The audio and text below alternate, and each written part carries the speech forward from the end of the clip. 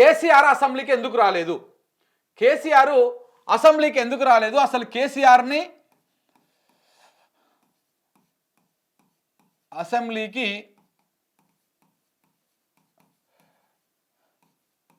ఎందుకు రాలే? అసలు రేవంత్ రెడ్డి ఏమనుకుంటున్నాడు?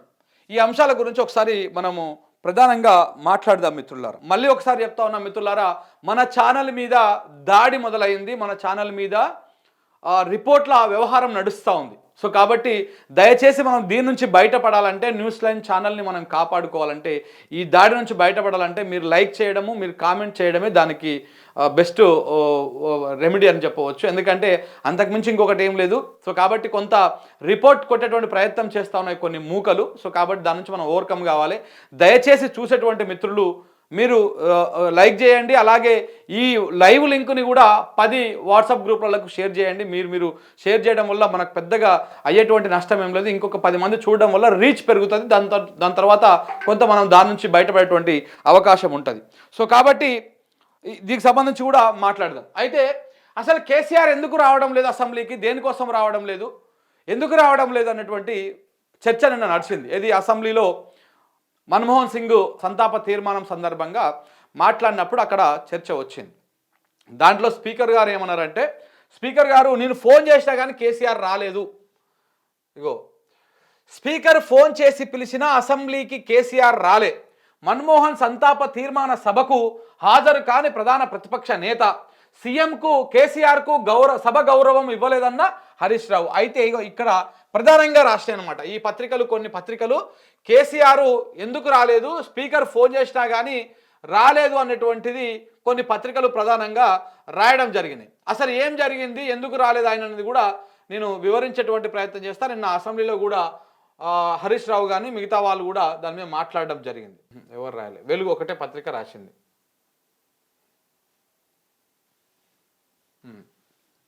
సో ఇట్లా స్పీకర్ ఫోన్ చేసి పిలిచినా కానీ కేసీఆర్ అసెంబ్లీకి రాలేదు అని చెప్పేసి వాళ్ళు మాట్లాడడం జరిగింది. దాని తర్వాత కొంతమంది కాంగ్రెస్ నాయకులు కానీ కాంగ్రెస్ సభ్యులు కానీ వారు కూడా మాట్లాడినారు.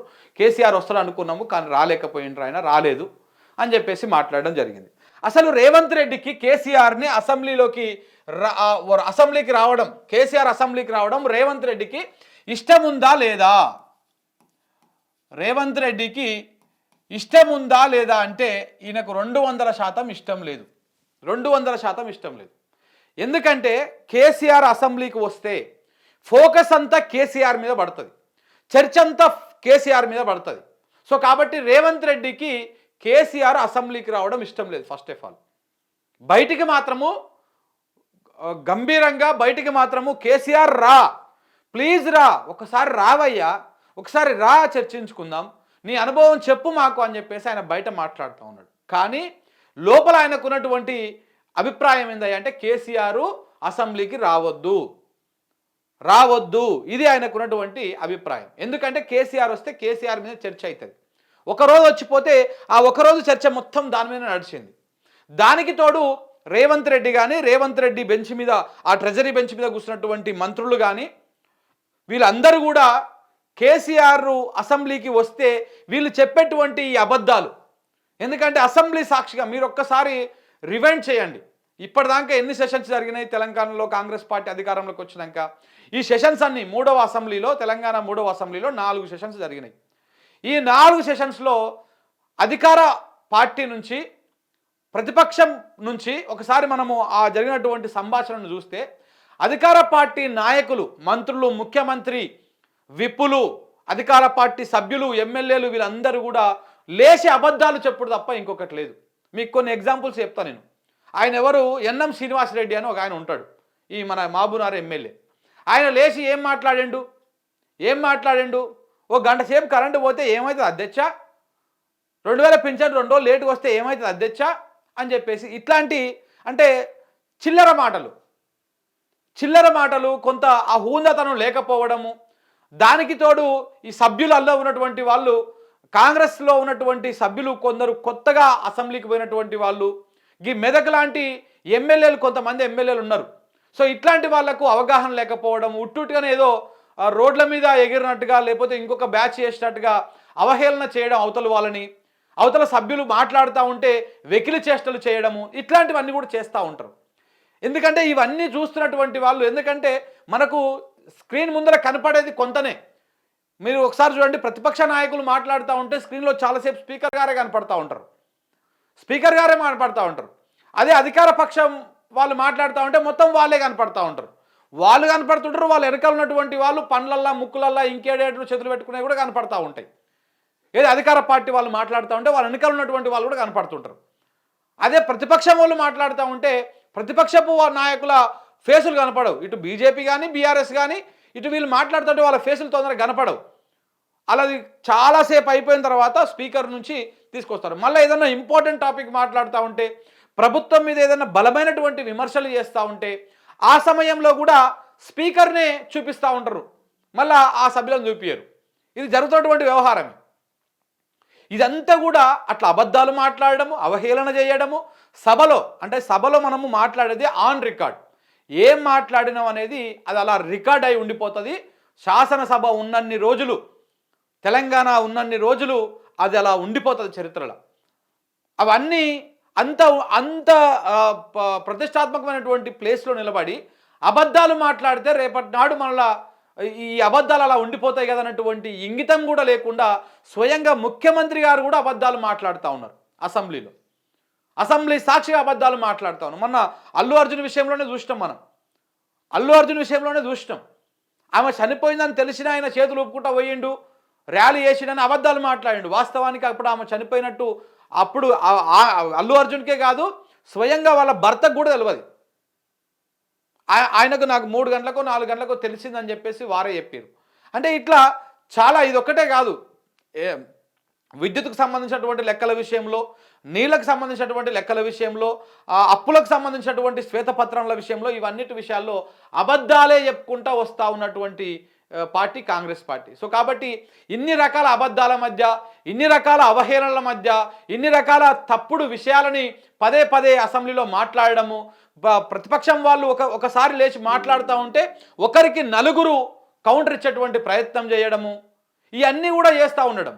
ఇవన్నిటి నేపథ్యంలో ఎంత దేనికి సైన్ అంటే కేసీఆర్ అసెంబ్లీకి రావద్దు, కేసీఆర్ అసెంబ్లీకి వస్తే మేము చేసేటువంటి ఆటలన్నీ సాగవు, ఆయన ప్రతిపక్ష నాయకుడిగా వస్తే ఆటలన్నీ సాగవు, అందుకనే రావద్దు అని చెప్పేసి వీళ్ళు సభ లోపల చేసేటువంటి వ్యవహారం.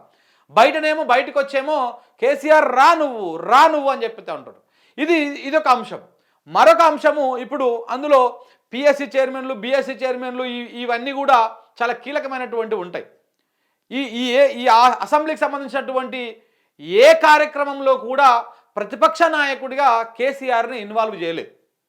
స్పీకర్కు మరి అది తెలియదా, లేకపోతే స్పీకర్కు తెలిసినా కానీ మీరు సైలెంట్గా ఉండండి అని ముఖ్యమంత్రి గారు ఏమైనా ఆదేశాలు జారీ చేసిరా స్పీకర్కి, ఏందా తెలియదు.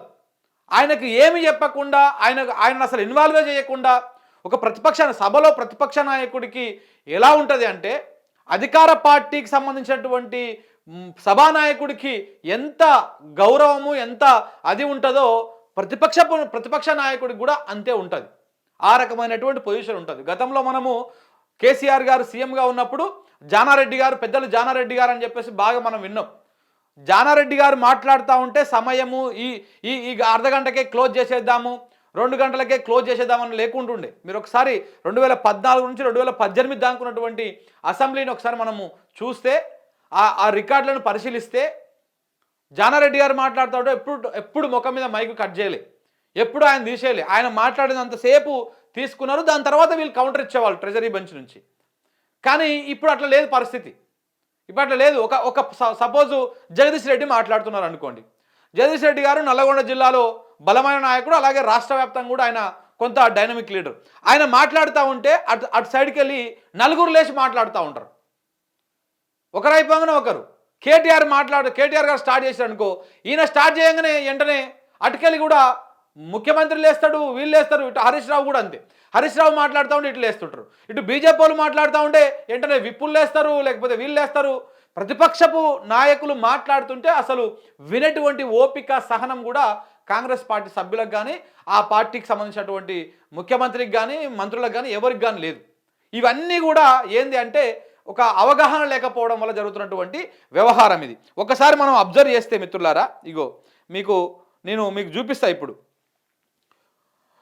కేసీఆర్ రాలేదని చెప్పేసి ప్రచారం చేస్తున్నాయి కదా ఇవాళ. ఇగో ఒక్కసారి ఇక్కడ చూడండి. సార్ ఈ సభ ఏం గౌరవం ఇచ్చింది సార్? సభలో కేసీఆర్ గారు మాట్లాడుతారండి. సభ లాగా నడుస్తలేదు. మీ పిఎస్సి చైర్మన్ మీ ఇష్టమైన నిర్ణయం తీసుకున్నారు. కేసీఆర్ గారిని అడిగి ఆయన గౌరవం ఇచ్చి మీరు పిఎస్సి చైర్మన్ నిర్ణయం తీసుకున్నారా, లేదా శాసనసభ్యుల అనర్హత విషయంలో మీరు నిర్ణయం తీసుకున్నారా? సభ అట్లా మాట్లాడితే మేము సుశీరా ఇక్కడ మీకు నేను ఇక్కడ అంటే కేసీఆర్ గారు పిఎస్సి చైర్మన్ని ఎన్నిక చేసినప్పుడు ఆయన విలువలేదు, అనర్హత విషయంలో అదైనప్పుడు విలువలేదు, ఎప్పుడూ పిలవలేదు, ఏ విషయంలో పిలవలేదు, ఆయనను ఎక్కడ ఇన్వాల్వ్ చేయకుండా మీరు సభకు రావట్లేదు, సభకు ఎందుకు వస్తలేడు కేసీఆర్ అని చెప్పేసి ఒక చర్చ పెడతా ఉన్నారు మీరు. ఇదేమి కరెక్ట్ అంటే అసలు సభ చక్కగా నడుస్తలేదు, సభ నడపడం రావడం లేదని చెప్పేసి హరీష్ రావు గారు మాట్లాడుతూ ఉన్నారు.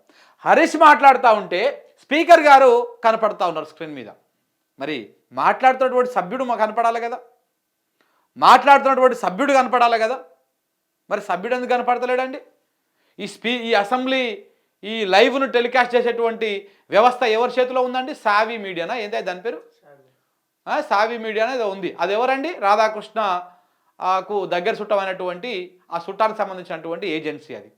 ఇంతకుముందుకు ఐఎన్పిఆర్లో వస్తుండే, ఇంతకుముందుకు అదేంటది మన 2-3 దాంట్లో వస్తుండే, ఇంకోటి ఏదో ఉండే ఏస్ మీడియాలో వస్తుండే. అప్పుడు అందరూ ఎవరు మాట్లాడుతుంటే వాళ్ళ ఫేస్లే కనపడేది. ఇప్పుడు ఈ ఏదైతే ఇప్పుడు కాంట్రాక్ట్ మారిపోయిందో, ఎప్పుడైతే ఏబిఎన్ రాధాకృష్ణకు సంబంధించినటువంటి సంస్థకు వాళ్ళ బంధువులకు సంబంధించినటువంటి సంస్థకు ఇది ఇచ్చిర్రో ఈ సావి మీడియా అనే దానికి, వాళ్ళు ఎంతసేపు ఉన్న ప్రతిపక్షపు నాయకులు మాట్లాడుతూ ఉంటే స్పీకర్ గారు కనపడుతూ ఉంటారు. ఇది ఏంటంటే కంజూస్తనం అంటారు దీన్ని. కొంచెం పచ్చిగా మాట్లాడంటే కంజూస్తనము, కురచ బుద్ధి, ఒక ఆలోచన, అంత బ్రాడ్ మైండ్ ఉండదు అన్నట్టు. వీళ్ళు ఏంటంటే ఒక కురచ బుద్ధి, ఒక సంస్కారం లేకపోవడం, సంస్కారహీనం అన్నట్టు.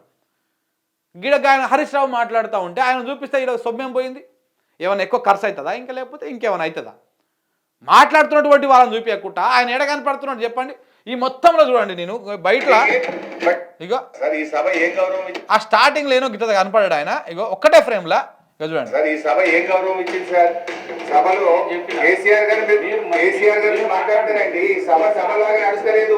మీ పిఎస్సి చైర్మన్ మీ ఇష్టమైన నిర్ణయం తీసుకున్నారు. కేసీఆర్ గారిని అడిగి ఆయన గౌరవం ఇచ్చి మీరు పిఎస్సి చైర్మన్ నిర్ణయం తీసుకున్నారా, లేదా శాసనసభ్యుల అనర్హత విషయంలో మీరు నిర్ణయం తీసుకున్నారా? సభ అట్లా మాట్లాడితే మేము అది సార్ ఈ సభ ఏం క్లియర్గా స్పీకర్ గారికి ఆయన ప్రశ్న వేసిండ్రు, తప్పేం లేదు, స్పీకర్ని అడగవచ్చు, సుప్రీంకోర్టు జడ్జిని కూడా మనం ప్రశ్నించవచ్చు, తప్పేం లేదు దాంట్లో. స్పీకర్ని అడగకూడదు, మాట్లాడకూడదు అనేటువంటిది లేదు. ఎందుకంటే ఇక్కడ స్పీకర్ గారు గతంలో మనకు ఒకటి బాగా గుర్తుకుంది, మన దాంట్లో అనుకుంటా బయట నేను మీకు ఇప్పుడే చూపిస్తా. అదేంది ఆ బయట ఉంటుంది చూడవా, రేవంత్ రెడ్డి అని అన్నప్పుడు స్పీకర్ గారు మన కేటీఆర్ని నిలువరిస్తాడు. ఏమని నిలువరిస్తారంటే, మీరు అట్లా ఏకవచనంతో మాట్లాడొద్దు, మీరు గౌరవించాలి అని చెప్పేసి చెప్తారు. ఇగో ఒకసారి ఇక్కడ చూడండి మిత్రులారా. ఇగో చిన్న రైతు పెద్ద రైతు అని తేడా లేదు అధ్యక్ష. 30-40 ఎకరాలున్న రైతు కూడా తెలంగాణలో, నేను చెప్పేది వాస్తవం కాకపోతే రేవంత్ రెడ్డిని అడగండి. ఎందుకంటే ఆయన మహబూబ్ నగర్ జిల్లా వలసల జిల్లాగా పేరుపడ్డ జిల్లా. ప్రతి సంవత్సరం 14 లక్షల మంది వలసపోయే జిల్లా. అధ్యక్ష కేటీఆర్ గారు సభానాయకుడు రేవంత్ రెడ్డి అని ఏకవచనంతో మాట్లాడకండి అధ్యక్ష. సభానాయకుడు గౌరవం అనేది రైట్, గౌరవం అనేది అధ్యక్ష, గౌరవం అనేది ఇచ్చి పుచ్చుకోవాలి అధ్యక్ష. ఇస్తాం, మేము కూడా ఇస్తాం. ఇవ్వకపోతే కేసీఆర్ గారు ఇష్టం వచ్చినట్టు మాట్లాడితే మేము కూడా అట్లే మాట్లాడాల్సి వస్తుంది అధ్యక్ష. మేమేం చేయరు అధ్యక్ష. 20-30 నేనేం తిట్టలేదు కదా అధ్యక్ష, నేనేమన్నా అధ్యక్ష పేరు పెట్టి పిలిచిన అంతే కదా. అదే ఏకవచనంతో పిలవకండి మీరు చాలా అధ్యక్ష. ఓకే రైట్ అధ్యక్ష. మీకు చెప్పాల్సిన అధ్యక్ష 20-30 ఎకరాలున్న రైతులు కూడా పాలమూరు లాంటి జిల్లాలో చిన్న రైట్. అక్కడికి ఆయన అది చేసినా మళ్ళీ చివరికి కన్విన్స్ అయ్యిండు, సరే నేను గౌరవిస్తానట్టుగా రైట్ అని చెప్పేసి లాగా చెప్పడం జరిగింది. సో సభ విషయంలో మాట్లాడేటప్పుడు కేసీఆర్ గారినేమో వాళ్ళు ఏకవచనంతో, అందులో అసలు తూతుంబర్ బ్యాచ్ మొత్తం కూడా ఏకవచనంతో కేసీఆర్ ఎట్లా చేసిండు, ఆయన వస్తలేడు ఈయన వస్తలేడు అని చెప్పేసి మా జ్యూస్ మంత్రి ఉంటాడు నల్లగొండల 2-3 గ్లాసుల జ్యూస్ తాగితే కానీ ఆయనకు మాటలు బయటకు రావు. జ్యూస్ తాగముందుకు ఒక మాటలు వస్తాయి, జ్యూస్ తాగినాక ఇంకొక తిరిగి మాటలు వస్తాయి. సో వారు అలాంటి వాళ్ళందరూ ఏమో మాట్లాడొచ్చును. ఇట్లా హరీష్ రావు మన కేటీఆర్ లాంటి వాళ్ళు వీళ్ళు లేచి మాట్లాడుతూ ఉంటే రేవంత్ రెడ్డి అన్నందుకు స్పీకర్ గారికి అభ్యంతరం వచ్చింది, అక్కడ సభ్యులకు అభ్యంతరం వచ్చింది. మీరు రేవంత్ రెడ్డి గారు అనాలే, ఆయన సభానాయకుడు, ఆయనను గౌరవించుకోవాలని చెప్పేసి అంటున్నారు. 100% గౌరవించుకోవాల్సింది. అక్కడ రేవంత్ రెడ్డి కాదు, ఆ కుర్చీలో ఎవరు కూర్చున్నా XYZ ఎవరు కూర్చున్నా వారిని గౌరవించుకోవాల్సిందే, సభానాయకుడిగా గౌరవించుకోవాల్సింది. దాంట్లో ఎలాంటి డౌట్ లేదు. కానీ ఆ గౌరవం అనేది ఇచ్చిపుచ్చుకునేటట్టుగా ఉండాలి. నువ్వు గౌరవిస్తే ఇవతల వాళ్ళు కూడా గౌరవిస్తారు.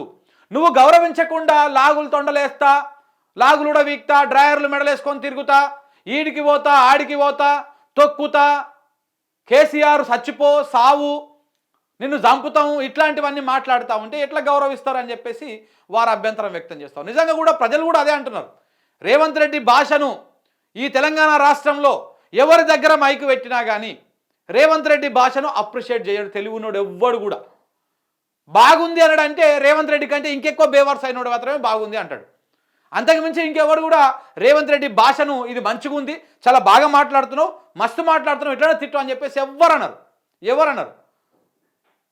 అంటే ఇప్పుడు రేవంత్ రెడ్డి గారి విషయం ఎందుకు వచ్చింది, స్పీకరు విషయం ఎందుకు వచ్చింది అంటే స్పీకర్ గారు ఈ విషయంలో ఇప్పుడు ట్రెజరీ బెంచ్, ఇటు ప్రతిపక్షం బెంచ్, మిత్రపక్షాల అందరికీ సమానంగా చూడాలి. స్పీకర్ అంటే ఆయన అందరికీ సమానంగా చూడాలి.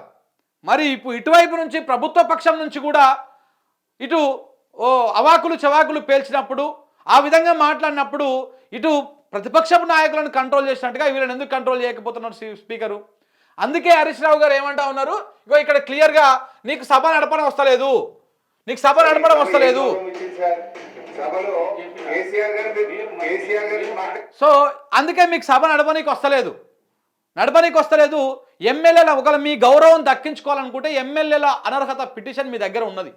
3 ఎమ్మెల్యేలకు సంబంధించినటువంటి అంశం మీ దగ్గర ఉన్నది. ఖైరతాబాద్ ఎమ్మెల్యే ఆయన ఎవరు, ఇంకా భద్రాచలం ఎమ్మెల్యే, ఈ స్టేషన్ గన్పూర్ ఎమ్మెల్యే, ఈ 3 ఎమ్మెల్యేలకు సంబంధించినటువంటి అంశము మీ దగ్గర ఉన్నది. మీరు ఆ నిర్ణయం తీసుకోవాలి కదా.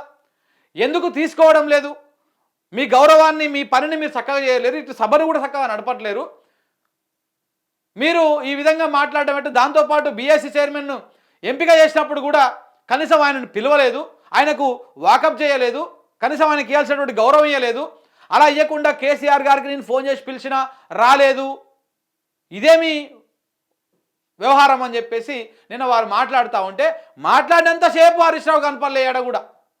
మాట్లాడినంతసేపు కనపడలే, స్పీకరే కనపడ్డాడు. ఎంత మంచిగా నిండు కనపడతా ఉంటాడు స్పీకర్ స్క్రీన్ నిండుగా. అంటే ఇది ఎక్కడి దుర్మార్గం?